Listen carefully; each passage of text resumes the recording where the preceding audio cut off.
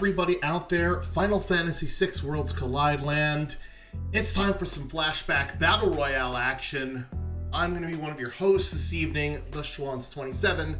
We have Gretham and Drinks Glue pushing the buttons behind the scene, and tonight with me co-commentating is my favorite dwarf planet, Ceres, Rose.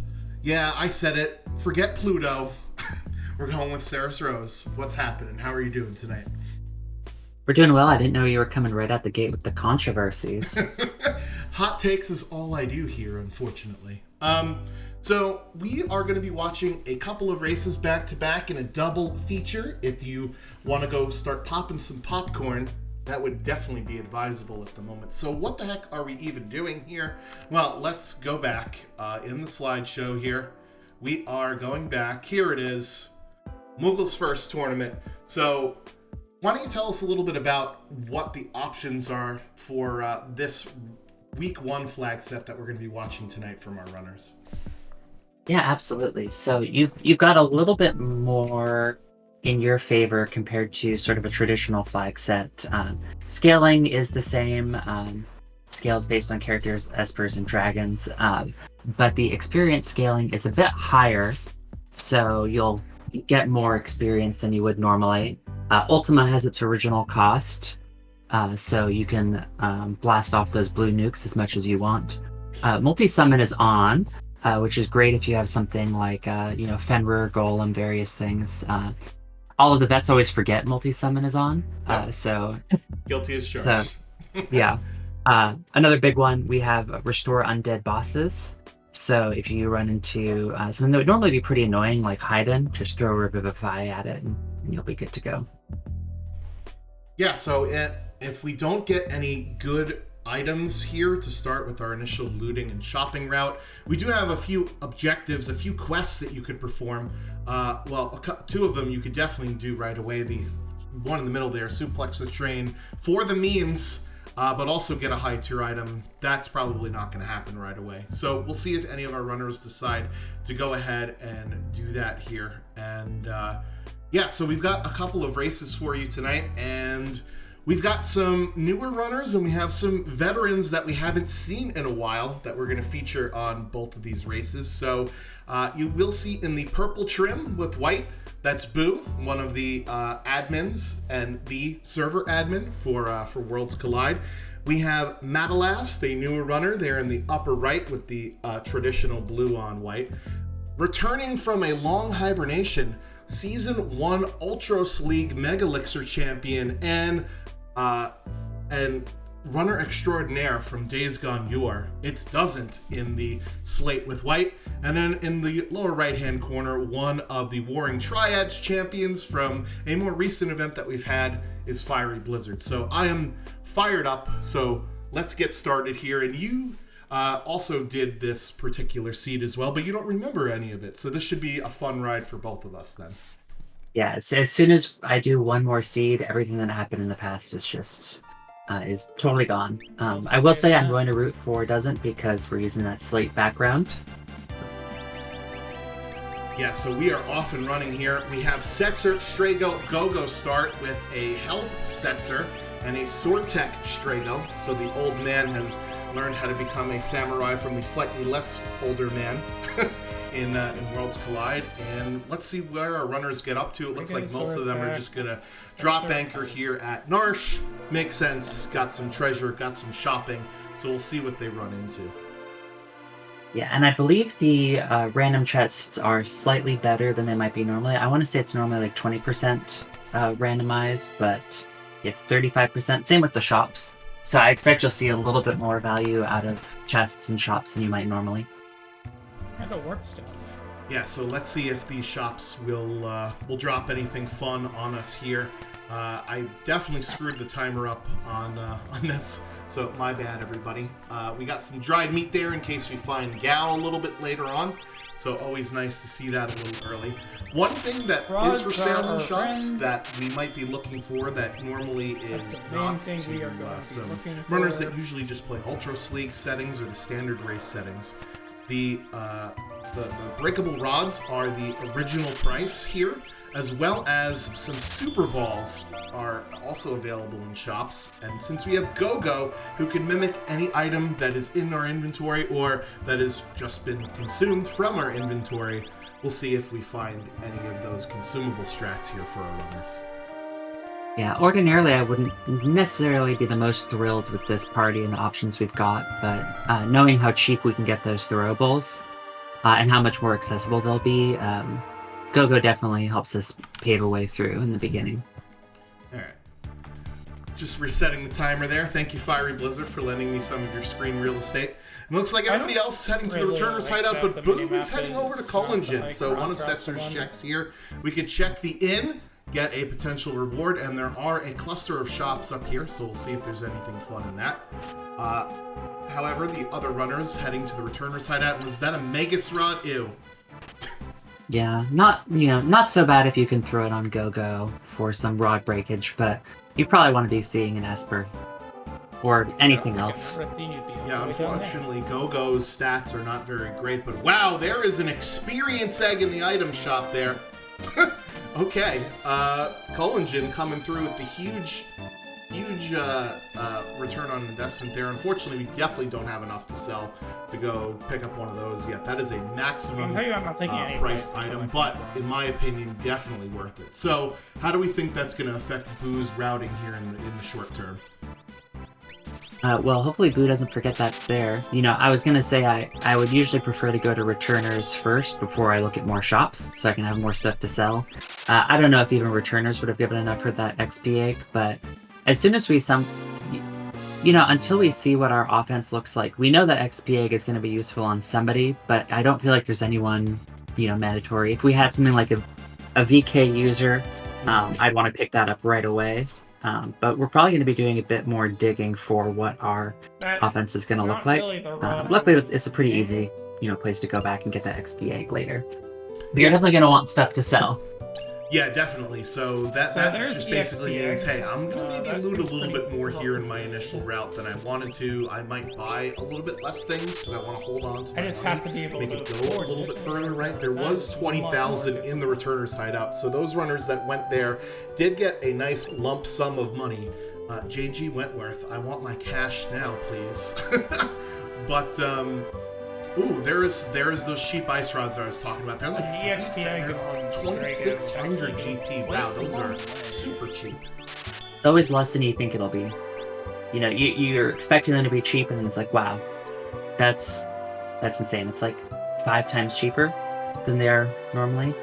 Yeah, we did insert a flag option to make rods more expensive, so that this way it would be an actual choice of, do I want to spend 10 grand on a rod, or do I want to save it for something else? And this way you can't stock up on them like you can here in this particular seed. So, doesn't go in for the out-of-the-way chest there. So... Yes, here we go. Really? Are you hearing one of the runners talking? You might hear one of the runners talking. If so, I'm sorry about that. Let me see if I can switch audio to a different runner here. Oh, there it is. Yep, I had multiple runners unmuted at the same time. That's my bad. I'm bad at this. It's okay. I wouldn't have noticed. I thought they might have been saying that I sound like one of the other runners or something. I have the Twitch stream muted, so I can't actually hear the audio. So I'm like, everything sounds fine to me. Well, if everything doesn't sound fine, feel free to yell at me in the chat. That's the only way that I'm going to know how to fix it as well. So going back to that experience egg, I actually would consider putting it on Strago with that sword tech ability. We do not get the 8 sword tech unlocks from completing the Cyan Dream that, we're all sort of used to getting for completing that in this flag set options. And Sword Tech 7 unlocks at level 44, and I think 6 is in the high 30s somewhere. So if it were me, I would tend to go that way in lieu of a lack of a better other alternative. Yeah, I mean, even if it's not on the most optimal person for later on, you work with what you have, and it's going to get your level average up for when someone more valuable comes on. But I'm a big Sword Tech 6 Enjoyer, that stunner. I love those strats. So, I think that's a good call. And one interesting thing about the XP egg being there is probably all of our runners are going to see it, unless they decide to do Collingen in the Setzer check in World of Ruin. So yeah, that's something you have to be aware of is other people are definitely going to have that advantage.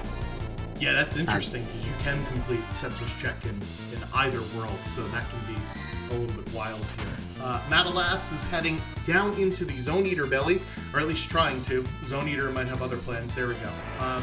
With starting Warp Stones, this totally makes sense to me to go do Gogo's check right now. Yeah, it's kind of annoying, but also there's loot down there which we could sell for our experience egg. Yeah. And we can see Doesn't doing some early grinding in Figaro Basement. I'm normally a big fan of that. Ideally, I'd have the scaling be a little bit higher than it is now. You prefer to get a couple of Espers or something, but we tried with the Collingen check and get it. The most dangerous level is always level 3, so it's good to get off that as soon as we can. Alright, I am getting roasted in the chat for my recommendation of the Sortek Strago Experience Egg user. So, not the first hot take of the stream, in case you missed it earlier, but yeah, I don't know. I guess, like to your point, you gotta do with what you got. So maybe, hopefully, we'll find some other better characters or some better equipment that we can more focus that Experience Egg onto. But having defense ignoring damage like Sortek 7 is always great, even if Grandpa is not going to be able to do as much as, say, a Cyan or Sabin with Sortek. Yeah, I mean, you say that, but sometimes you get a Strength +2 Esper. Ooh, and we've got Mog. So sometimes you get Strength +2 Esper, and somehow Strago is putting out insane numbers. We'll see if that happens this time. Alright, so that is a Sketch Mog. 42 base magic power, though, is really nice for them. So hopefully we'll find some decent Espers with some decent spells on them to have Mog use. If not for nothing, though, we can just crack some Ice Rods. 28,000 GP for Tizen Thief, and it is not an Esper. So we'll see if Doesn't decide to go and pick that up. Maybe he's saved right outside here, and he can do a little save scum real fast, just to see what it is. That's going to be a high-tier item and not an Esper. Boo heading back for their Experience Egg, and Madalas, did he run into this on purpose, or did he chose it from the airship? I'm going to guess chose it. It happened very quickly. Yeah, I mean, we got Ice Rods, and we do have Go-Go, so you might as well. And thankfully, it's a easy boss with Leader. So Madalas there, first runner with a boss down, and the first runner with progression with Mog, and here's another Esper for them. So, getting on the board quickly here. Yeah, I can see wanting to do this right away. You've got 4 characters, no Espers, and, Mog has that good magic stat, but nothing really to do with it besides break rods. So you'd ideally like to get some real spells. Yeah, we do see the Magus Rod on Go-Go there. Go-Go's stats are pretty horrific. Magus Rod gives us +7 magic power, so at least that'll make them respectable. Thunder Shield and a barrel there for Fiery Blizzard over in Thamasa, so we'll see if he decides to dip his toes in the Casa del Fuego. Ice 3, Merton, Life 3 on that Esper. Wow, that is a good one to find early. Absolutely, and it looks like Doesn't is doing Collingen in World of Ruin, so not going to see that XP egg. Yeah, that's got to sting. I mean, with Setzer, right, we do have Daryl's Tomb, which is basically right next door in the World of Ruin. So it makes sense why you would go into the World of Ruin to do this check, and then go right into Daryl's Tomb immediately, like he's doing here. It's just unfortunate that in this run, the best relic in the game happened to be in the item shop. I mean, we've seen that Merton in a spot that, probably all the runners are going to get that Esper from the sky. An XP can be good, but sometimes you don't really find the things that scale with it like you'd like. Magic is so strong, basically the entire game. You don't necessarily want to devote a bunch of money to that XP egg, and then you've got nothing to use it with. I mean, granted, that's absolutely what I would do no matter what I had. But I think in a strong magic seed like this might end up being, it's something that you can still make it past. Alright, so we've got Daryl's Tomb for doesn't. We've got Boo heading down into the Zone Eater as well. We'll see Fiery Blizzard. Looks like he might be taking his party down to just one member, so that's another Zone Eater for them. And Madalas heading into the Burning House here. So looking to get some XP early on here. These are some pretty decent fights. They look kind of tough, but we've got a lot of ice rods.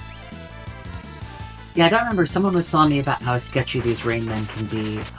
Whenever I run into them, I haven't had any issues killing them before they could do anything to me, but I'm curious what they do. Yeah, so the Rain Man Rage is Bolt 3, so if they start throwing some lightning spells at your party of that power, then we're going to be in trouble, because we do have one Thunder Shield, I think, right, from Thamasa Barrow, but I haven't seen any other armor other than that for our runners here.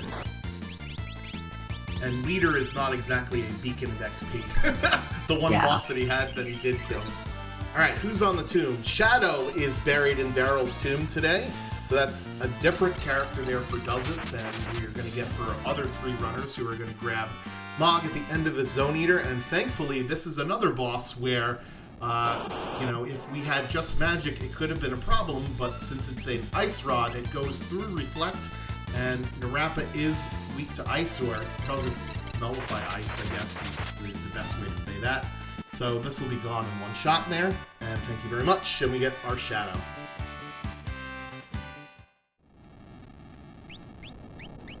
Seeing it... I'm sorry. Go ahead. No, go ahead.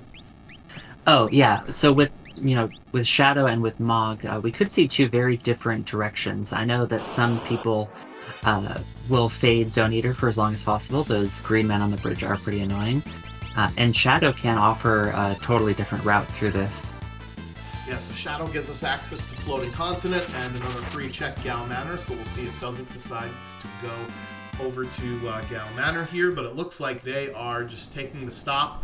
And really nice heads-up play here from one of our veteran runners. With the party reform that you get after Daryl's Tomb, decides to take his party down to 1 immediately and head right over and do Zone Eater. So that's a really nice heads-up play. And you can see that the rust is not showing. Not at all. Glue coming in with the Rain Man tech here.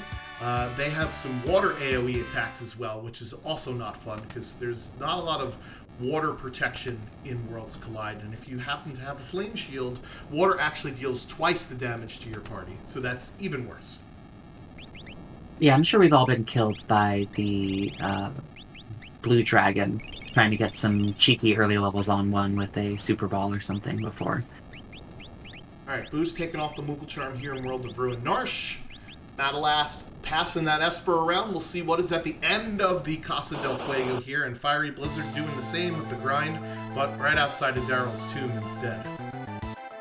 Ooh, this is not a boss that we want to have ice rods for. No, not at all. Pearl Rod's fine, but not that ice rod. And Madalas is going to find that out right away. Eek. Yeah, so what do we do here? We don't have enough MP to cast anything else. So this is going to be tough in the Burning House. Let's see how they deal with it.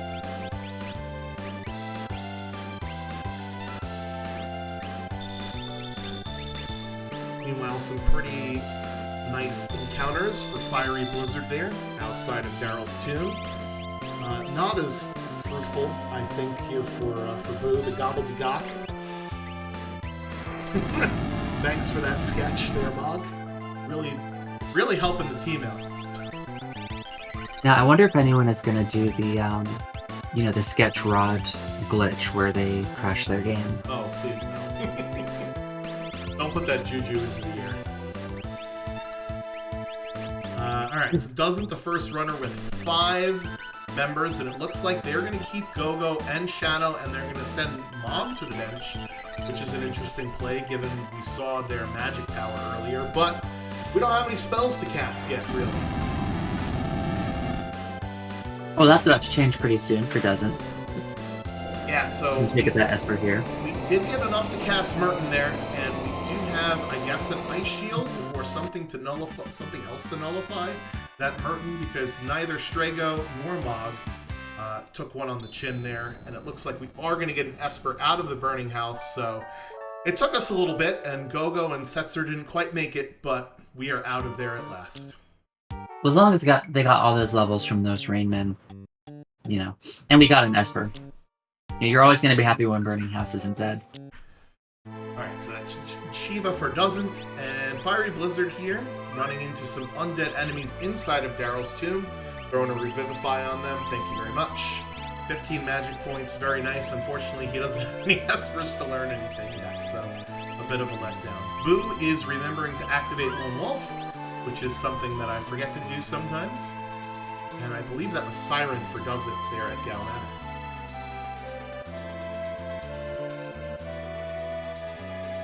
Another interesting thing about these some of these older flag sets is it can be a bit easier to learn some of the spells. I think Merton had like a ×7 learn rate. Yeah, so some of these flag sets, I mean, this one I think in particular did not do sort of the tiered learn rates that we see in our standard race flags now, where they can kind of be all over the place. That was sort of a newer flag that was introduced more recently. With the Moogle's first tournament flags, however, it makes sense. As there's Cyan waiting for us at Kefka at Narsh. It sort of makes sense to have runners learn spells often so that, you know, our newer runners can practice with them. And there's Sabin. Wolf, wow. And all of a sudden we've got our character requirements for Boo at 18 minutes into the seed, basically.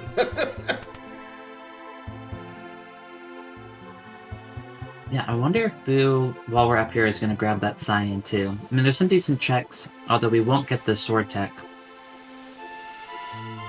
Rage Natural Magic save, and he actually has a respectable 34 magic power. So interesting to see. I don't remember his grind fights if they had any particularly fun enemies. I did see Stray Cat for Fiery Blizzard, so we'll have to see if they run into their Sabin early and decide to put them in the party with having that access to Stray Cat. And Doesn't is on the floating continent, or at least on his way to the floating continent here. So he's got to fight a couple of grind fights, then a couple of bosses. We'll see what the reward is. Meanwhile, Matt, alas, has found the pugs. So we're going to see if we can get some Minervas here. Because, yeah, 2 of his members can't survive Burton. So Minerva would definitely go a long way to help that out. Yeah, I hadn't even thought about that. I mean, most people just kind of skip that fight. But we do see 2 runners actually bothering to take them on. Alright, Fiery Blizzard does get the Minerva, and our other runner, Matalas, did not get the Minerva, and that's just how the way the movie crumbles sometimes. And is it a French Vanilla Air Force? Yes. This is gross here. And we also have some ninjas and a marshal at the top of the screen here for Boo. I think this is the Kefka at Narsh boss, yes? It is, yeah. Alright, so we'll see.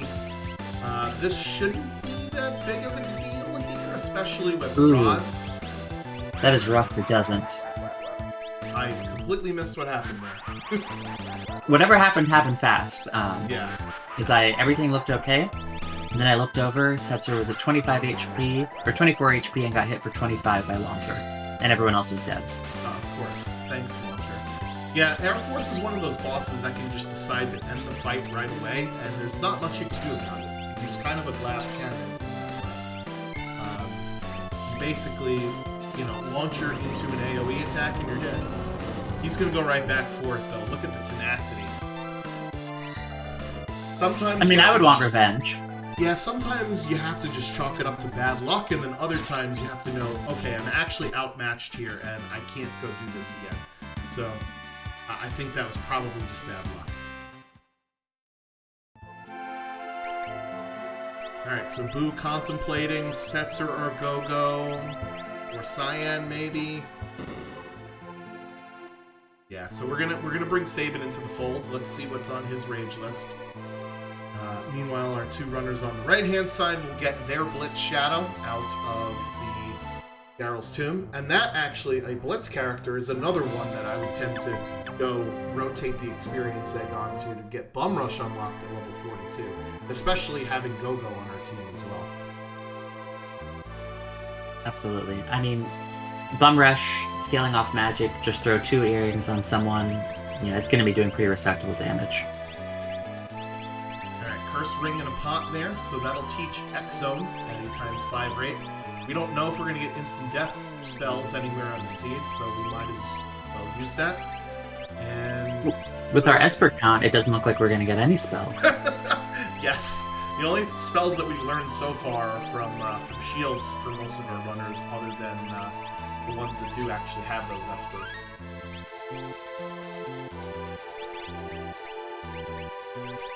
Alright. I'm sorry. Go ahead. No, I was just stalling for time. Oh, no worries. I can solve for time, too. One of the things that can be kind of frustrating about having 6 characters or almost at your unlock is, as much as you want those, suddenly everything is going to be wide open for you. And are you going to keep doing checks that get you just more characters that you don't need? Or are you actually going to get those Espers? Especially when you get something like Sabin or Cyan late that has so much stuff you can check quickly. And there's our Siren for Blizzard.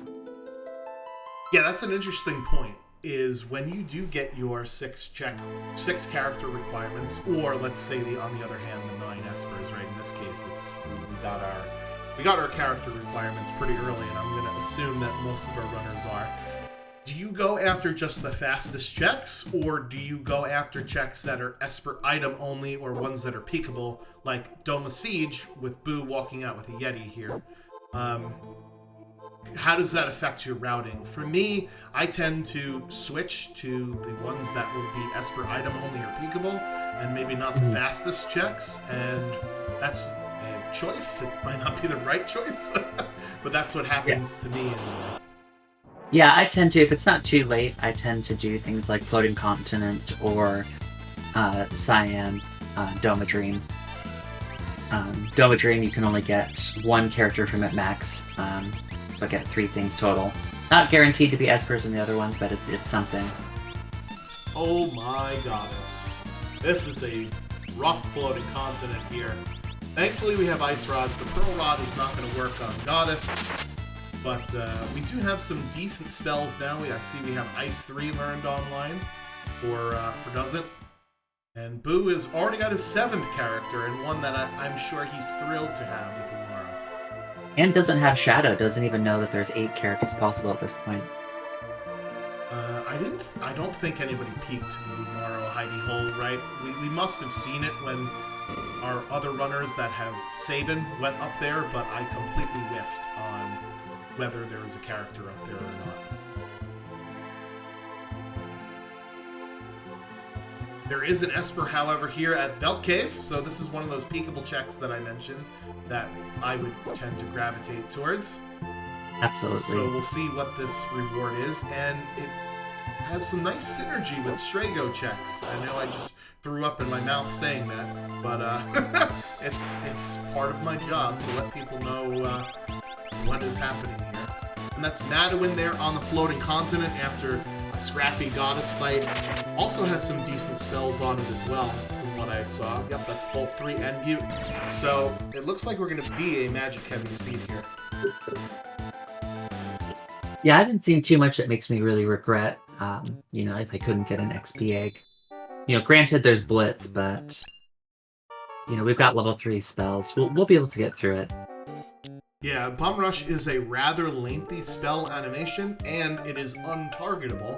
So those are some of the downsides of Bum Rush. We mentioned some of the upsides earlier. And that was the Phoenix Esper for Madalas there at the Velt Cave, and it looks like, yep, we're going right to Ebbets Rock.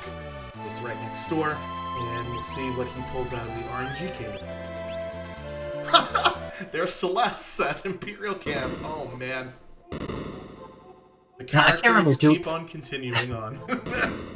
Do we have Kefka skip in this flag set? Yes, so for this flag set, we do have a Kefka Tower skip at, where are we, 9 characters or 12 Espers. So, Boo is going to have his KT skip before long. He doesn't know where Shadow is yet, but when you have 8 characters, you're probably going to run into a 9th at some point, unless you really, really, really just hone in on only Esper item checks.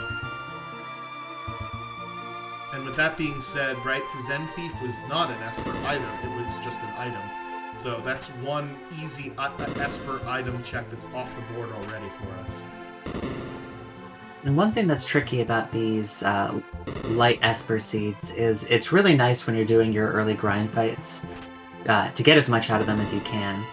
So having those either stat boosts from Espers or spells from Espers goes a long way. So it feels really bad to have to do a lot of grinding with no Espers.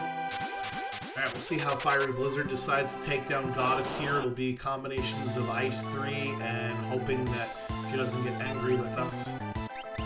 Meanwhile, we've got Ifrit Shiva at the second part of the floating continent here. And we have an Ultros 4 sighting in some caves somewhere. Oh, this is Ebbett's Rock, that's right. A Shock Celeste. So, Shock Celeste makes the cut. With the Magic Heavy Seed, that makes sense, although Boo doesn't know it yet, because he has 0 Espers. Yeah, it certainly doesn't seem Magic Heavy to Boo.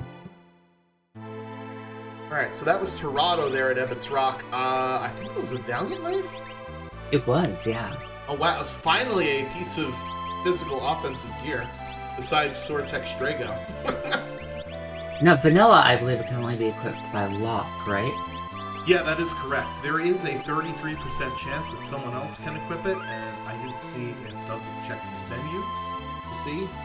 But does that mean that he now starts favoring checks with monsters in a box, looking for that offering? We'll have to see how it affects his routing there. Oh, well, this boy. is a thrilling fight. Oh, he's warping out of it. He doesn't think he can beat this fight. So Gigantos, the highest XP per level enemy in the entire game. However, if you cannot survive the throat jabs, then you're not going to get the XP. I don't know, maybe I'm just greedy as hell, but I would have gone for it. Yeah, I think with Sword Tech 3, which is a fractional damage to enemies that are susceptible to wound, such as Gigantos, if he did that twice in a row, he definitely could have been on the way to getting some XP there, but that next fight is pretty brutal with the AoE attacks. Gogo already went down, so his HP was pretty low. So he did not feel comfortable with those Gigantos. Those could have been very nice for his XP, especially since, we mentioned he did not see that experience egg in the World of Balance Engine item shop. And we're seeing Drinks Glue with some deep cut tech in chat saying we can mimic the dog block. Yeah, so the Interceptor, either Wild Fang or I don't even remember what the other one is. Takedown, right. Those are actually attacks. So if Gogo can mimic those, which is wild today. So you can do that as long as your party doesn't act. You'll continue to dog block essentially each time. Boo finally getting his first shiny stone at about 29.5 minutes into the seed, and it is Bahamut, one of those ones that I think you mentioned earlier is great for multi-summoning. Mm-hmm. Absolutely. Ooh, high ultimate. Ooh. And great for regular spellcasting. We got that normal cost Ultima. Yeah, so I think that's what Boo's going to be doing for this seed. I did check out Madalas when he was going up here this time. I did remember to pay attention, and there was no character at the Umaro hole. So that is an Esper item up there. So it's potentially 2 Esper item checks between Tritok Cliff and Umaro's cave. And our Yeti jumped up in the air. Didn't beat him fast enough. Not surprised, considering he made it all the way to the floating continent. Yeah. Why are you jumping up in the air off of the floating continent, Yeti? What are you doing, man? Alright, so this is going to be 2 more characters for Madalast here. And we'll see where they decide to go after this. Fiery Blizzard's getting yeeted off the floating continent. Juzzin is jumping off the floating continent, and that's an Esper. So that was 2 Espers and 1 Valiant Knife there on the floating continent. So that's where all of our shiny stones were hiding there, Saris. I mean, we still got a few to get, but I'd be feeling pretty happy about that. Still don't know if we've seen who can actually wear that Valiant Knife. Yeah, we'll see if we can get a sneak peek at it now. Although with all of the magic, yeah, magic power +2 Esper, hello. Boo is going to another 3-part check here. Looks like Cyan's dream. And Fiery Blizzard is going to stick around for these Gigantos. We'll see how much XP this fight nets him. It'll be a lot. 30,000 XP, wow. And was Blizzard one of our runners who got an XP egg? Maybe. I know definitely Boo and Madalas did. I don't remember if Fiery Blizzard did. Well, who needs eggs when you have double Gigantos? Yeah, no. that is the experience egg we have at home. Alright, Doesn't is going to pick up 2 more characters here with both Sabin and Cyan. Yeah, so this early Zone Eater play definitely leading to a very long character combo line here. I'm trying to think if we could have... well, no, because Shadow doesn't have any characters with their checks, right? Yeah, nothing from Shadow. Yeah, because we had Velt Cave, we had Gal Manor, and Floating Continent with 4 Espers and Valiant Knife and all that. Oh, we haven't done any Strago checks. Sorry, I blocked that out of my mind. Well, we've seen Burning House and Ebbets, and neither of those led to characters. I don't know if anyone's bothered to peek Fanatics. Probably not too eager to when we have so many characters already.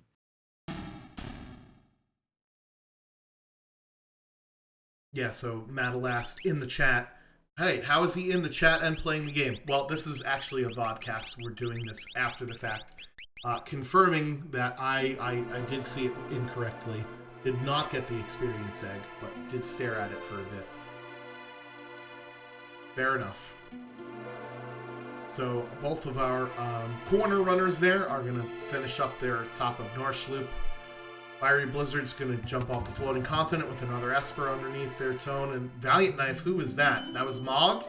Mog, it looks like, can wear that Valiant Knife. For Fiery Blizzard, anyway. And let's see if Boo remembers the thing. It looks like he's remembering the thing.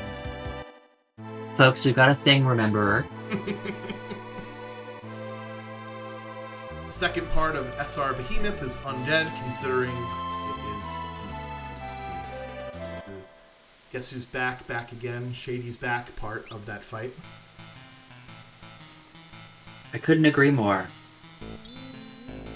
We got another Esper at Doma Dream. Alright, so that is our third Esper for Boo, who quickly has caught up with the rest of the runners, believe it or not. That's how badly we are hurting for Espers. And there is character skip mode with Edgar jumping across the train tracks here. And that gives us access to the thrilling ancient castle. Yeah, I don't know if I'd be itching to do those 2 checks right now. Although you can peek the engine room check, which is the first half of Edgar's in the World of Ruin Marsh. And there's Mount Zozo. I am a big fan of Mount Zozo, especially if you feel like you can kill that dragon. And it seems like every time I put it off, it had exactly what I need. Yeah, so this will be our first dragon kill, I think, on stream here. Considering we have not found any good items in shops, other than the experience egg, of course, or in chests. We do have just the one Valiant Knife. So maybe we'll get an offering here. That would be nice. Then we can stop checking the rust boxes. Ice Dragon, definitely not a bad dragon to get. Northern Cross can be annoying if it decides to freeze everybody. Yeah. But pretty low HP pool overall. Yeah, if you do get end cross with your whole party, thankfully, at least in this spot, there is a save point that's right behind you. So it's not a huge deal.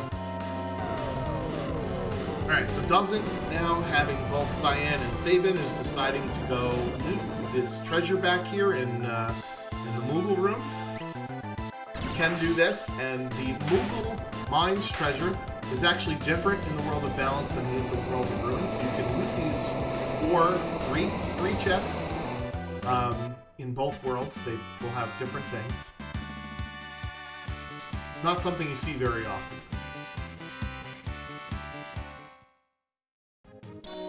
And End of Doma Dream is Kefka. No Magi Master at End of Dream this time. Yeah, this is a boss that I usually like to see because you get 25 MP from it, so you can learn some spells, and it's kind of a pushover boss. Yeah, and Boo showing us that Espers in this game do exist. You don't just use them on Final Kefka. Yeah, so it looks like Doesn't forgot how to get out of the mines here. Went to go for the checkpoint room, which is not something you want to do. Couple of Espers there on the right-hand side of your screen. And Fiery Blizzard did talk to the dog. So we've got a Pet the Dog validated seed. And we got Phantom at the top. Phantom with Strength +1 at the top of Zozo. Yeah, Phantom will be nice for summoning the Fader spell on Tier 1 to make sure our party turns into John Cena, and this way Tier 1 won't be able to hit us. That is a peak of Fanatic's Tower, and that was a Merchant Sprite at the bottom. So all Espers in Strago's checks as well. Yeah, Fiery Blizzard, probably the only person here who would check that, see it's not a character, and then leave. Well, listen, if we don't get to 9, right, then that might be a desperation play. It is a couple of minutes long, that particular check, but you know that there will be... Wow, that Valiant Knife is equivalent by a lot of different characters there. You know that that's going to be an Esper at least. Boo picking up Fenrir on the Doma throne, so that's Calmness Protection for them as well. So Scion checks gave us Phantom and Fenrir. Yeah, Phantom was Mount Zozo, right. You know, people don't like the man, but they love his checks. Yeah, so far, the 3-part checks are coming up nice for us. We've got 2 Espers, a Valiant Knife, and an Edgar. 4 Espers, a Valiant Knife, and an Edgar out of our 3-parters. We have not seen what Magitech Factory is, and Boo is taking his regular bathroom break during the middle of a timed run. This is normal. You can see the sea moving in the background in the upper right-hand corner. Don't adjust your TV sets. And it's heading to Mount Colts. Yeah, I'm sorry, go ahead. Oh, it's just Boo is engaging in RNG manipulation, don't worry. Oh, okay, that's what it is. Gotcha. It's when the waves, they do a certain formation, he knows it's okay to go into Mount Zozo. Exactly. That's how you get the Rust Rit for free, don't you know? Oh, yeah. Yeah, I would definitely be, at this point, I would be thrilled to go into M-Tech and just do those first 2 checks and then Warpstone out. You know, Magitech seems like a super long check when you think about everything that you have to do to actually fully finish it, but those first 2 are so quick and won't reward you with a 10th character. There is a guaranteed Esper item at the end, though, so depending upon, you know, if we get, let's say, 2 items at the first 2 checks, you're kind of already there. The 3rd part isn't that much more once you've already invested that, but I'm betting Boo is sort of putting that off until he gets their 7 or 8 Espers, and then head into the Magitech Factory here. Well, Boo seems to be putting a lot of things off right now. Definitely true. Maybe it's not something that rhymes with his name, but he's putting off some things. Fiery Blizzard, meanwhile, picking up his 2 characters at the top of Narsh. And all of a sudden, we're still looking for Espers at 40 minutes in. We've thankfully gotten a few of them, but they've come few and far between. I think there was a Genji Glove at Collapsing House. Did I read that correct? Or did my eyes deceive me? I don't know. You probably read it more correctly than I did. One of our wonderful trackers, Drinks Glue and Gretham, will let me know what I screwed up there. And that is Ragnarok the Esper for Doesn't at Mount Cults. Would you rather have Ragnarok the Esper or Ragnarok the Sword at this point in the seed here? The Esper. Yeah, we're looking. We need our progression. I mean, it seems like there are probably 9 espers between everybody, because we had 2 in Floating Continent. Boo hasn't, or Matt hasn't done Doma Dream, I don't think. That is correct. And Matt had, I believe it was 2? That is correct, yep. And nobody has done Yeti, although Boo is the only one with Yeti until Doesn't is going to walk out of here with Yeti in just a second. So that's a potential 2 espers there as well. And we know that Fnatic's Tower is an esper, which is why Madalas is doing his workout regime here, walking up the Stairmaster to get the item at the top, and then walking all the way back down to get the esper at the bottom. Yeah. I'm sure Matt wouldn't be thrilled to hear that the only thing that they need to do is do Floating Continent and Doma Dream, and then they'll be set. Yeah, the problem with Doma Dream, not as much, but Floating Continent is like a 10-minute long check. Doing it at 40 minutes into a seed always feels bad. Yeah, early on, you can at least say, well, I'm getting those levels from those fights, but when you already feel like you have all of your offense set up and you're just trying to let Kefka let you into his tower, you don't exactly want to wait fighting some birds or whatever's up there. Here is one of those, that aforementioned blue dragon. I don't think he has learned Bolt 3, which is actually the weakness of the water dragon here. Which is a bit unfortunate. Would have liked to have had that. We do have Bolt 2, but not Bolt 3. Boo shuffling some equipment around here, and Doesn't is going to pick up their Kefka Tower skip with Celeste here at Imperial Camp. And we are going to be checking out the scenery. We've got Glue asking in chat if you fight the dragon or the boss first in Fanatics. That's an interesting call. I don't think there's anything that the dragon will drop you, and especially not in this item pool with the gem box. Yuck. But if you really, really, really need to learn a spell, then you might as well learn it there before you get up to the boss, right? So. Yeah, I mean, short of being able to learn something like Ultima from it, I would always do the boss first. See if you have enough MP left over to maybe kill the dragon that's there, right? Yeah, and you don't want to, waste the time on a dragon and then you get to the top and it's Magimaster or something that is just a no-go. Alright, so Boo burning his characters alive to make them unfrozen. That's a bold strategy for them there, Cotton. And there is your offering at the top of Fnatic's Tower. So we now have a VK offering build for Setzer there for Madalas. Finally. Finally, some physical offense. Where did Madalas get the VK? Oh, that is a wonderful question. Because we know that one is on Floating Continent, right? Did the dragon in Fnatic's Tower drop it? Oh, to Zen Thief, that's right. To Zen Thief was not an Esper, so it was an item, and it happened to also be a Valiant Knife.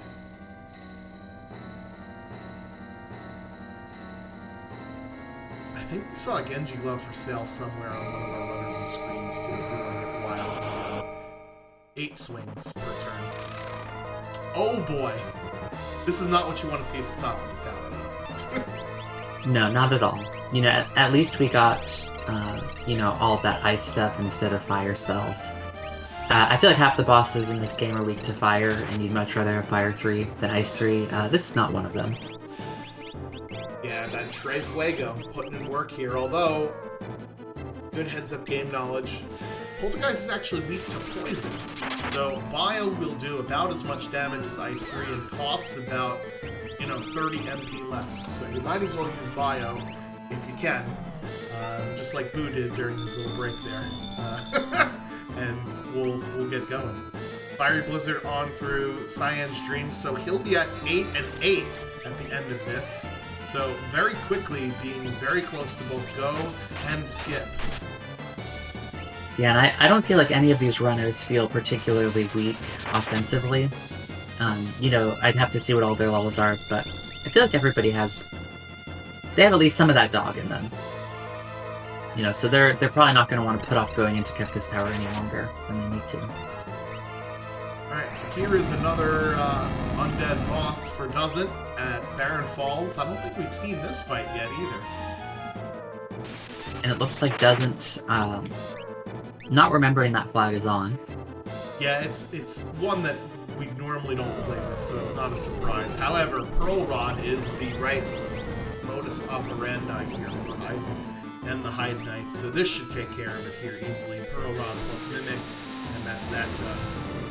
Madalast in trouble here, down to just Mog, and deciding to use Flare to cut through that high magic defense that Poltergeist has. We'll see if this does it.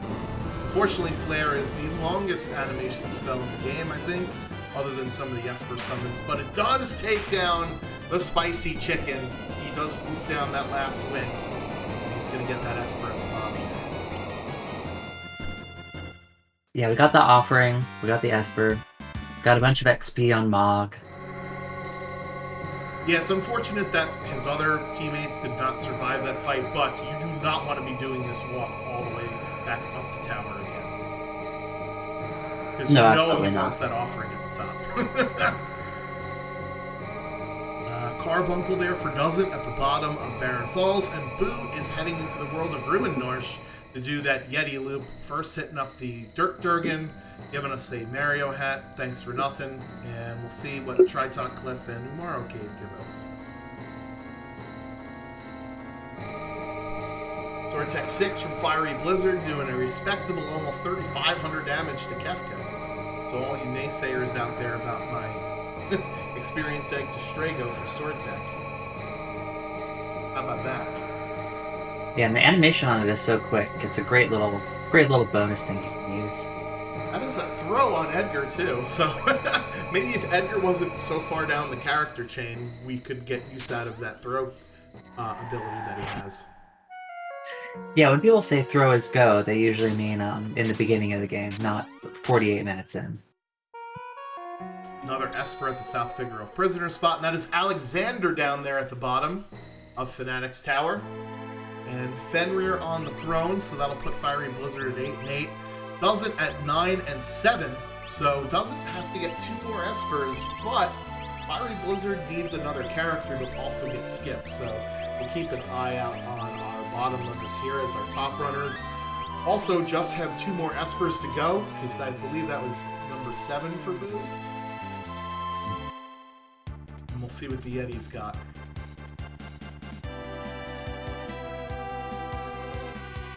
Yeah, there we go. Fiery Blizzard buying that Valiant Knife for 30k from Tizen Thief. And here's a single Gigantos.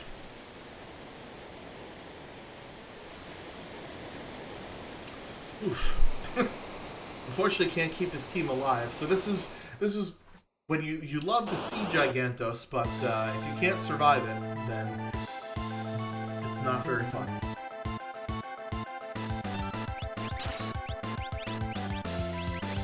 Nice use of X Zone there to banish that XP to another world, but give it to me first. And I believe that was the X Zone learned from Cursed Ring. Yeah, I think we saw one other runner had an Esper with Doom on it, but I did not see any other form of instant death other than that. We do have Odin, I think, right? We found Odin at some point. So we can multi-summon that, so... Yeah. Alright, we got our bottom runners in Collapsing House, or getting out of Collapsing House, so this will be an Esper for both of them. That was an item there at Umaro, and Boo decided he didn't want it. And I can't blame him.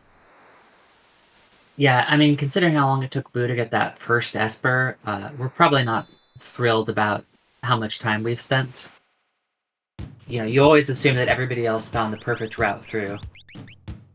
Alright, and that actually was Kefka Unlock complete. There is that Doom. It's on Carbuncle from the bottom of Barren Falls. So Madalas got Kefka Unlock, and Fiery Blizzard shortly thereafter will be getting his as well.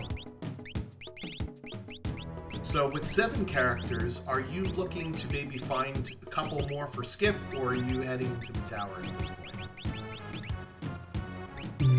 I don't know. It really depends on... At those levels, I might be tempted to do something that'll get me some more levels, and might also find me a character. It's, you know, even when we have our Fenrir's and all of our various Espers, even with all that, Final Kefka can still hurt if if you're at low levels. Yeah, it just takes that much longer to get through each of the tiers, right? So Yeah. I agree. And If you've got a couple of fast checks, then this is the time to do them. Yeah. 8, if I'm at 8 characters, I might be a bit more tempted. Because that, getting a character that saves you a lot of KT walking. But it can take you a long time to find 2 characters.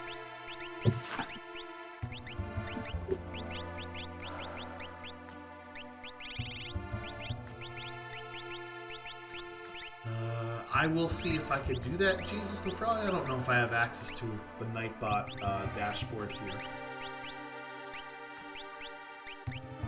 I mean, it's a clickable hyperlink for me, but I'm also on desktop. I'm not on mobile. So we could always ask the guy who's currently running in the...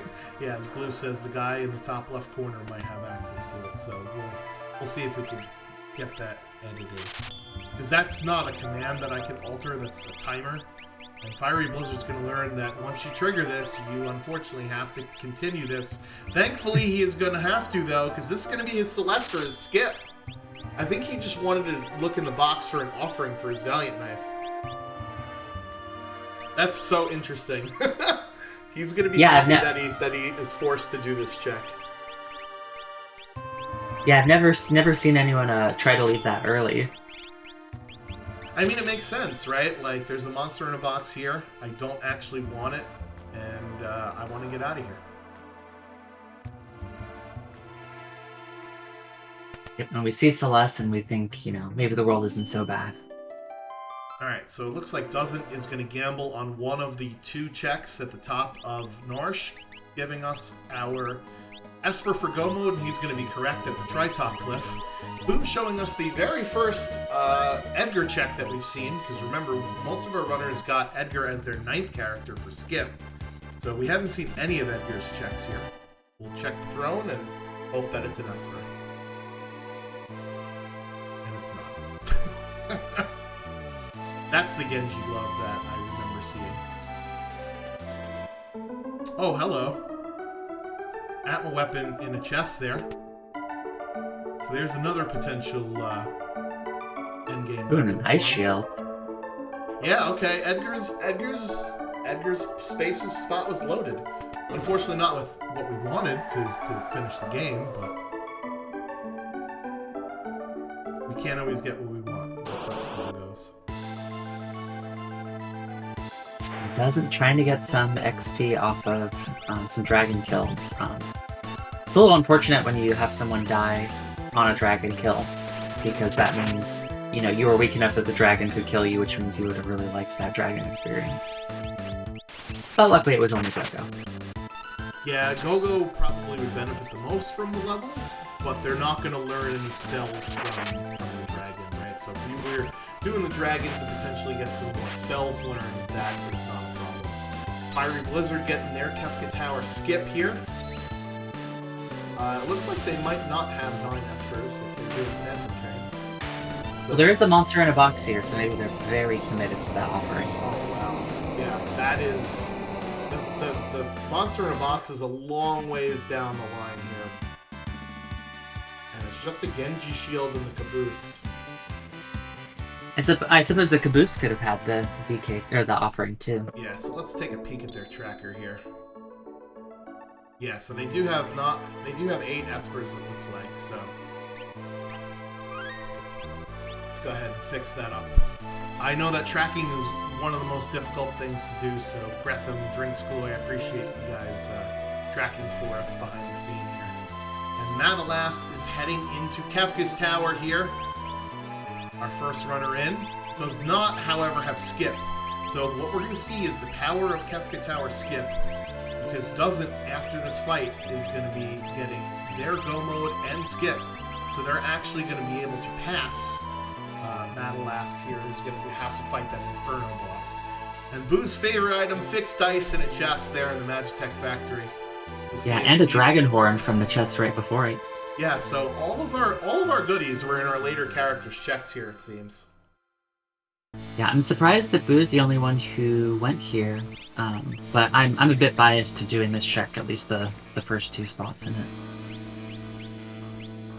Yep, so Fiery Blizzard heading into South Figaro prisoner spot does get their 9th Esper there for Celeste, and that is going to be Kefka unlock plus skip, and it looks like they are going to drop into the Umaro Ideal. This might be another monster in a box check here.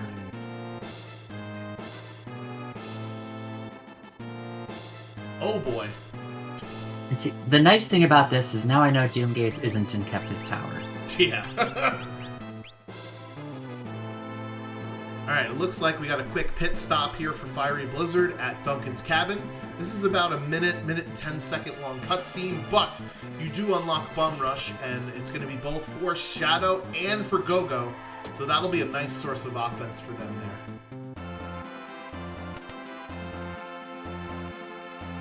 Yeah, there's been a lot of Bum Rush chat recently, given the Coliseum Grand Finale flag set that's going on this week. Because Bum Rush last flag is off, which means you can learn Bum Rush anytime as long as you have a Blitz user. So, not surprised to see Bum Rush on the top of our runners' minds. Yeah, so this week is the Coliseum Grand Finals flags. We do start with Vanilla, Strago, Mog, and Gogo. Not Gogo. The other one. Gao.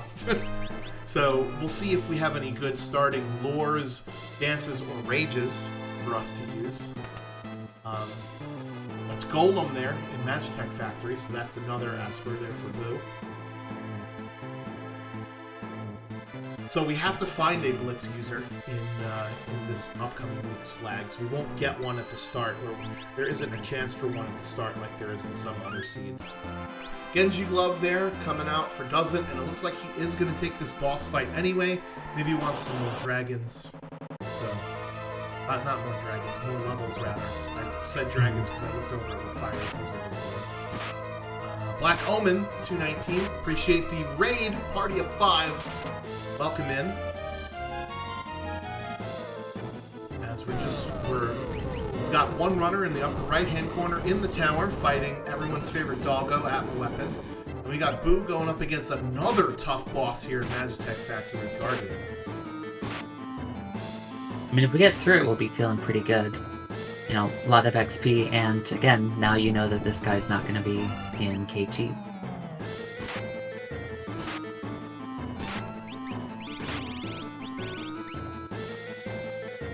Looks like he's going Valiant Knife on Sabin there. One of the unfortunate things about the Valiant Knife is you do more damage at lower health, but it also gets you precariously low damage to death. And when you die, you don't get any XP from these boss fights. So unfortunately, Sabin is going to be not reaping the rewards of this fight. However, we're hoping for another Esper here for Go mode for Boo. Ew. Yeah. Not exactly thrilling, but we got one Esper and we got a damn good one in Golem. Yeah, so at that point, it would have been kind of a while to go to finish the Magitech Factory. He's going to do just a quick jump off of Barren Falls here, and will get his Go mode at the end of this. I remember this is an Esper. Doesn't showing off that you can actually instant death Larry there. So there goes the Three Stooges, and he's got some more levels and some more spells under his belt, and at the hour mark, he is ready for Kefka Tower plus Skip. Meanwhile, Madalas is still fighting through the first part of KT, taking on yet another dragon here. Yeah, I'm not sure if we had any HP Espers, but it can take a fair amount of investment to get your VK user online if you get them late game. Oh, wow. This red dragon's not playing. No, absolutely not. Merton into Quasar, and that is a reset. Opening up the door for some of our other runners to sneak in, because remember, all of the rest of them have skip, so they will jump right on past where Madalast is at the moment in the tower. Looks like that's where Doesn't is heading right now. And we've seen some pretty tough bosses so far, but there are still some life-ruining ones that could be lurking in Kefka's tower. So do you think that the statues are going to be pushovers, or is it going to be a nightmare?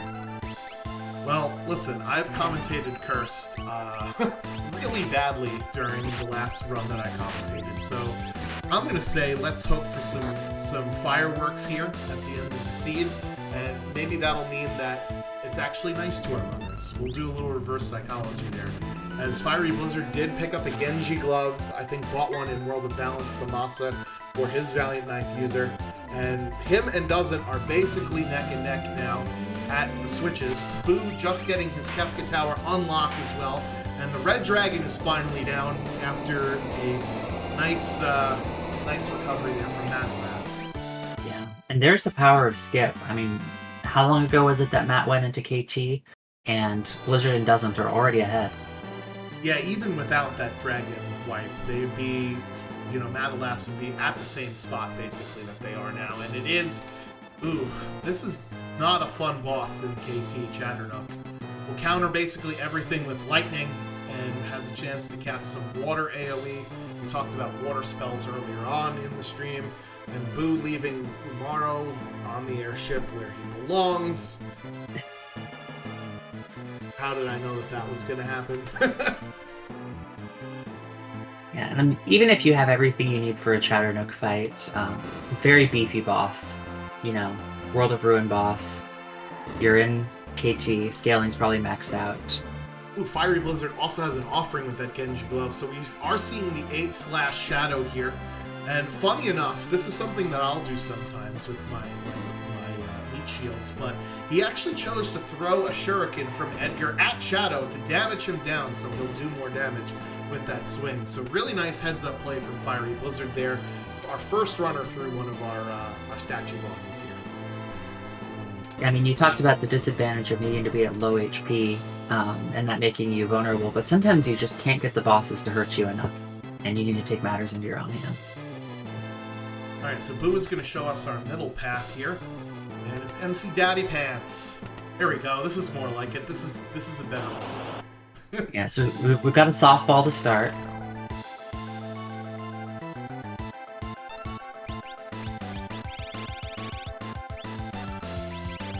Alright, so all of our runners here are at least at the statues now, so it's basically anybody's race here, which is really awesome.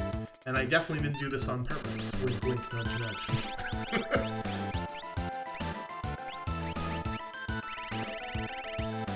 Yeah, so even though we did get... Oh no, Madalash tried to do that. Oh boy. Or is that Charm?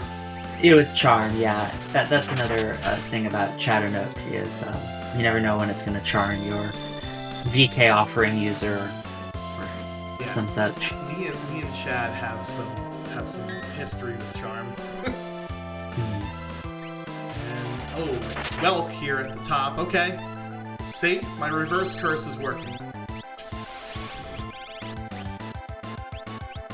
Yeah, this is one of those middle lanes you get where you have a character who needs to learn one more spell, so you send them down the middle lane to get some magic points, and Dataluma and Welk don't have any to offer. Classic. Yeah. Alright, so Dataluma going down faster for Doesn't than it did for Fiery Blizzard, who actually got, Daddy into the potion tonic phase of the script. His battle script's actually pretty gnarly, but he doesn't ever stay alive long enough to get to it, where he starts throwing things at you, starts calling up the homies for backup. Maybe we'll see that with the normalize and distort flag next week. Next week is gonna... This week, rather. Sorry. Yeah. Well, I mean, I've already done it. So... Okay. Well, I have not, so don't spoil it. Well, it's fun. You'll have a fun time, and eventually we'll commentate some people running it, and people commentating and watching will have even more fun. Great. Alright, so Boo is going to show us our last boss here, and oh boy. We have a French Vanilla Doom. Okay, so now this is basically the seed hinges on who can get through this boss the fastest, basically. You know, since there's 3 statue spots, is this more like a Neapolitan Doom? I like your thinking there. Yeah, Doom often the statue boss I have the least trouble with, but it can still be a lot if you only have, I mean, in this case, 1 person alive. You know, if you get targeting, and then that whatever his big punch is. Yeah, demon range. Yeah. Yeah, so it is kind of a problem when you have a character like Boo has with Celeste with an Apple weapon and you need them at high HP totals, because Doom basically counters everything with Smack, and if you're in the front row, you get hit twice as hard as you would be in the back row, so that's why you see him here. It looks like he's just going to go ahead and use this Pearl Rod on phase 2, which is a really good heads-up play. Doom is weak to Pearl and weak to Fire, so this should hopefully put this one to bed. Using it on the second half, absolutely. Oh, or maybe not. Doom ate his Wheaties for breakfast today. Yeah, Doom and I have some personal beef as well. He has definitely cost me a race before. I was not happy about it. Well, when you run as much as you have, you probably have beef with everything at this point. That is true. That is true. I am a bit of an old head in the so to speak. You know, every time I see something attacking Mog, it seems like it heals him. Yeah, so we do have a ice shield that we had floating around. And Doom will cast ice spells, so that's probably what it is. Or if somebody removed the snow muffler from tomorrow, that could also be it as well. Ooh, and wind element ineffectual, that means we can't use Merton anymore. Yeah, so as a little peek behind the curtains of Normalize and Distort, we may have some tests to help make that flag much better for all, and not necessarily the bane of everyone's existence. So, Final Fantasy VI Worlds Collide is in active development. We have people doing lots of fun new things. I know we showcased recently a entrance randomizer, a map entrance randomizer, and also a dungeon crawler mode. So we've got some of that. If you want to head on over to the Discord, you can go ahead and check it out and see what it's all about. There is a thread in one of our channels that's basically all about that. So it should be really fun.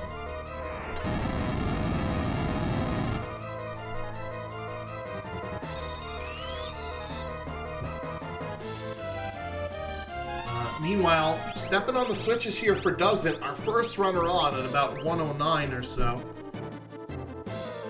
As our other 2 runners on the right-hand side having a bit of an issue here with Doom. Yeah, I mean, if you only have 1 person doing damage, it's, you know, it's still a beefy boss. We had Gar in chat pointing out that for Force Field to block Merton, it has to block fire and wind. Yeah, that's correct. That's just due to how the nullification works. It'll take your least, or at least for Force Field, it takes the least restrictive. And since Merton is both a wind and fire-based damage, it has to nullify out both of them to nullify the spell. So we've got Doesn't starting at 109.41. We've got Tier 1. Do you want to tell the audience what we've got to do with Tier 1 here? Yes, yeah, so Tier 1 is going to punch you in the face a lot. So we just have to either, this is where you would use your Fenrir summon or your Golem summon or your Phantom summon to avoid all that. That long arm there is susceptible to instant death, which I know some of our runners have and others don't. The head is weak to fire and will death counter with Quake if it's left alive last. So usually the order of operation is to kill the head, instant death the long arm, and then beat up that balled up fist, who's weak to water. But that balled up fist does counterattack basically every time you hit it. So you have to be careful to have your team's HP, above I would say 1,200, 1,500 to make sure that they don't die on the counterattack punch. Because in the final fight, if one of your team members goes down, they don't come with you for the rest of the fight. They get replaced by someone else. Yeah. And we can see how much those hit. Strago being knocked down to a nice 69 HP. Nice. And yeah, this is, with this flag set, this is where you really want to remember that you have multi-Esper on. So you're not just saving your Fenrirs, etc. for tier 3.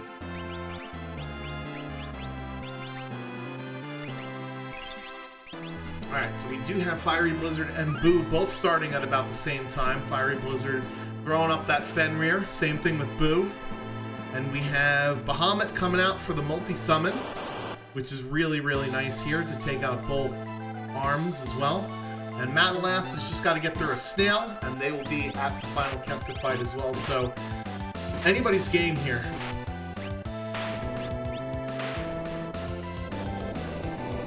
Yeah, Fiery Blizzard, we've got doing the full party float.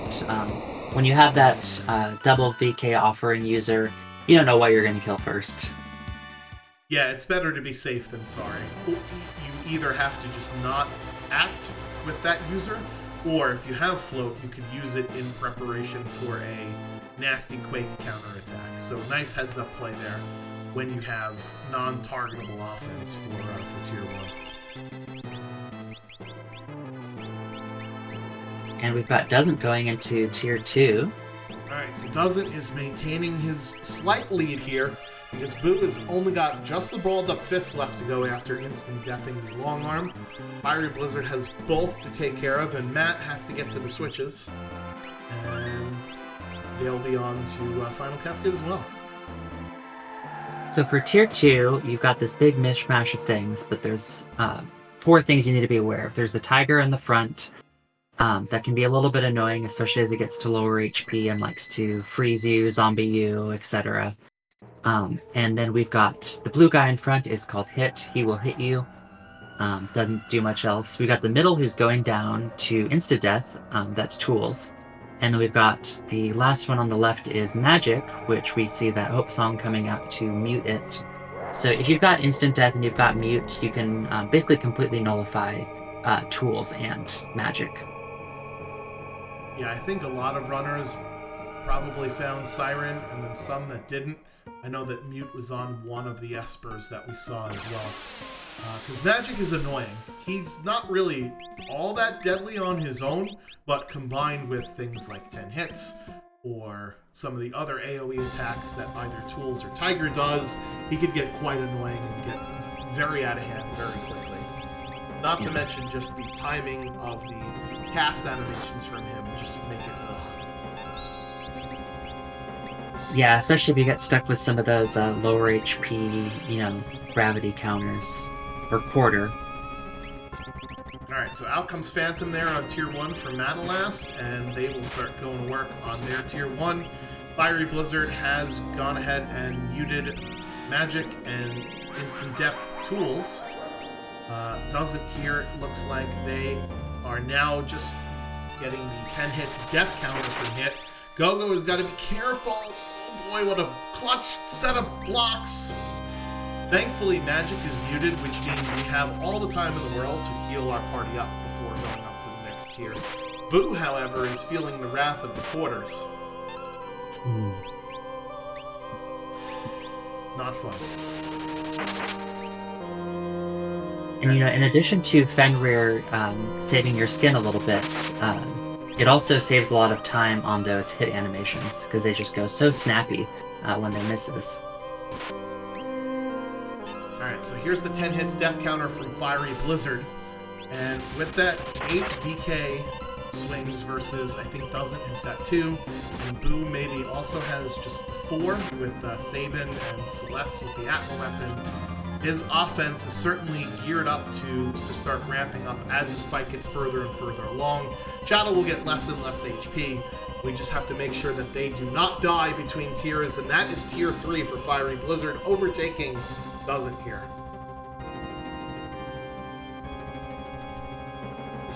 Matalas is up to tier number 2.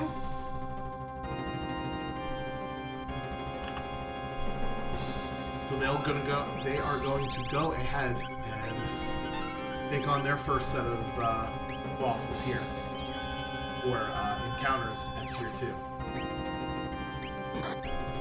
W-Wind opener from Sleep there. Little does he know that just makes Shadow stronger. Yeah, can you explain Tier 3 before Fiery Blizzard kills it? Yeah, so as both Doesn't and Boo catching up to Fiery Blizzard very quickly. Girl has 9,999 HP, absorbs all elements with heal and revive the bottom half. The bottom half will cast an instant death physical special upon death called Calmness, which is why we want to have that image status up. And we'll cast things like Video and underneath 10,000 HP, which is why... Oh no! Oh my goodness. That was a triple kill out from Sleep. And it looks like Fiery Blizzard is going to heal the boss above that 10,000 HP threshold to stop him from using Meteor. I don't think Girl is dead either. I think that was just what happens sometimes when you have Octo VK.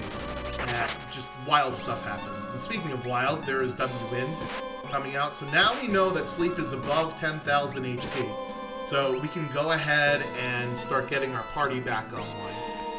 Oh my goodness, that was very close there for Fiery Blizzard. Meanwhile, both Doesn't and Boo are having struggles of their own here as Merton comes out and takes out Setzer from Doesn't's parties. Boo's Celeste is very, very low HP, which is not good for our Atma weapon user. It is good, however, for Sabin, as Sabin is the one with the Valiant Knife. So it looks like he's going to do some juggling of equipment to figure out how to damage this boss. And Tier 3 so far is... You know, in arm wrestling, it's got like the upper hand. Our hands are going down way low towards the mat here. I mean, we've got so much stuff to deal with Tier 3, and it's still being a pain. You know, it just goes to show how quickly things can turn around on Final Kefka. So Shadow and Sets are down now for Doesn't, and it looks like Madalas is getting the last of the Dispels here for Magic, so they will be joining the other runners here on Tier 3 very shortly after this 10 hits comes out. So, Sleep also has a chance to cast Train, which will blind and mute your whole party. And we did fix the evade bug in Final Fantasy VI Worlds Collide, so that is going to be a bit of a problem as Mog dies there. Sabin falls over as well, which means his Life 3 summon is no longer valid. And it looks like we got Sword Tech 7 Strago pulling through, but no, not enough damage to get out of the Meteor hole. Oh, jeez. What a catastrophe here. Tier 3 is just smacking everybody around. Meteor coming out on Doesn't side, so we're going to get Shadow back up. Fiery Blizzard using Bum Rush on Gogo, finally killing Girl. And it looks like now, with his entire team up, that is going to be enough to do the 8 hits with the Octo VK user. So that is 8 times 5. So that's 40,000 HP, basically, or 40,000 damage in one turn. But Doesn't also survives, and we are synced. Going up to Final Kefka, folks. Holy cow. Man. Yeah, you gotta respect Tier 3. I paid for the whole seat, but all I need is the edge. Jeez Louise. As Boo is going to heal the boss back up above 10,000 HP and get his party back up. Try and claw himself back into things. So Kefka's a bit interesting because although he's only one part as compared to some of the other tiers, which are multiple parts, he does have 62,000 HP and will counter with things like Hyperdrive and Havoc Wing when he's under 30,000 HP. Will counter with Ultima when he's under 10,000 HP. And on his very first turn, he'll use a spell called Fallen 1 to reduce your party to 1 HP. So we have to see if we can do more than 30,000 damage on this first turn, or we need a way to cure ourselves up of all of our HP. So with Fiery Blizzard, it doesn't matter for him as he's just going to swing away, do 40,000 damage on this first turn with Shadow. Going to wait here for Kefka, or not wait for Kefka, and there it is. The boom, the crack, the pow. 1:20:13 is your final time for Fiery Blizzard. So yeah, getting through that Tier 3 was rough, but he was set up very nicely, very well for Tier 4 to just take 1 or 2 turns with Shadow and just take it down. Yeah, so we saw from Fiery Blizzard the, one end of the spectrum for the Kefka fight, where it seems like he just sits there and takes a beating. We got a little bit more spice on Doesn't side, couldn't quite skip the Fallen 1. This is going to be a problem here. charge up for Goner. So we need to heal ourselves, or else we're going to die to this AoE attack. So there's the heal.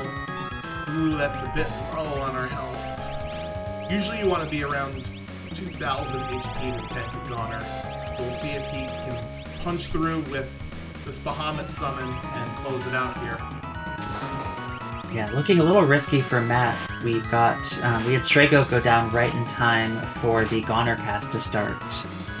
Yeah, but we have Setzer with the Valiant Knives, and there it is. Madalas catching back up for our other runners with that VK. So that's 121.22 for Dozen, 121.25 for Madalas, and Boo is supposed to be just a couple of seconds later. So I must have either miscounted my or mistimed when I hit start for all of our runners here. But we're going to see him finish it out as Sabin does go down from Calmness, but they are going to get back up here for the last end of this fight. Did Boo have a timer turned off during the Boo break that we took? Oh, that might be true. That might be true. So when you do go, you are allowed to pause your timer for your bathroom breaks during the run. You can't obviously do it multiple times per run, but if you need, when you gotta go, you gotta go, and you can do it. You can do it once. There we go. So we're gonna see Boo, and we're gonna see how he destroys final Kefka here. We do have Sabin with the Valiant Knives, and we do have Sketch. And do you know what happens when you sketch Kefka? I actually don't. All right, so Kefka, when you sketch him, you could either use Ultima or you could use Havoc Wing.